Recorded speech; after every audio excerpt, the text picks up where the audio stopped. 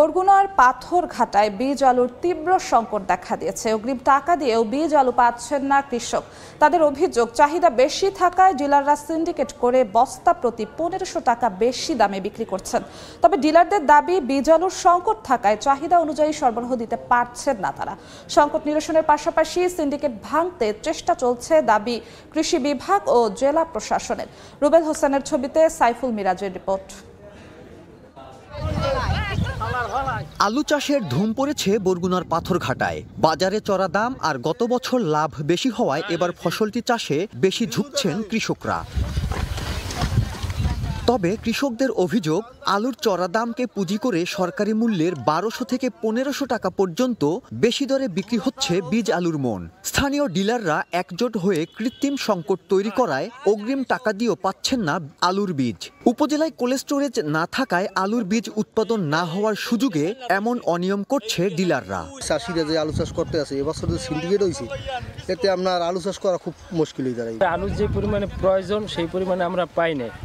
তারা আমাদের কাছে বুকিং টাকা নিয়ে অন্যথায় তারা বেশি দাম পাইয়ে তারা বিক্রি করে ফেলাইছে।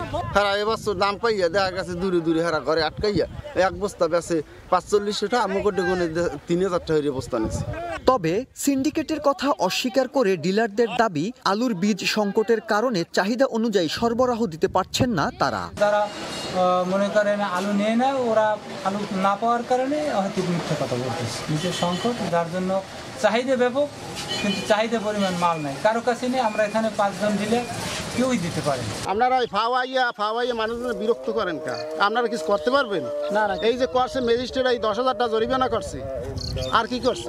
বীজ আলুর সংকট নিরসনের পাশাপাশি ডিলারদের সিন্ডিকেট ভাঙতে সচেষ্ট থাকার কথা জানালেন কৃষি কর্মকর্তা ও জেলা প্রশাসক। পাশাপাশি কোল্ড স্টোরেজ নির্মাণেরও আশ্বাস তাদের। আমরাও চাচ্ছি যে পাথরঘাটাতে অন্ততপক্ষে একটি কোল্ড স্টোরেজ তৈরি হোক, এবং এই কোল্ড স্টোরেজ তৈরি হলে এই অঞ্চলে আলু বীজের সংকট একদমই থাকবে না। কৃষকরা যাতে ন্যায্য মূল্যে বীজ পায়, সে বিষয়ে কাজ করার জন্য আমাদের উপজেলা কৃষি কর্মকর্তা, বিএডিসি এবং উপজেলা নির্বাচনের যৌথ উদ্যোগে ইতিমধ্যে কাজ শুরু করেছে। আশা করি যে সমস্যাটির কথা বলেছেন সেই সমস্যাটি আমরা সমাধান করতে পারব। আলু চাষে বরিশাল বিভাগে বরগুনার অবস্থান তৃতীয়। চলতি বছর জেলায় ৯৭৫ হেক্টর জমিতে আলু চাষের লক্ষ্যমাত্রা নির্ধারণ করা হয়েছে। এজন্য আলুর বীজ প্রয়োজন হবে ১০০০ মেট্রিক টন। সাইফুল মিরাজ, সময় সংবাদ, বরগুনা। 4 দশক ধরে আপনার ফাইন্যান্সিয়াল পার্টনার আইডিএলসি।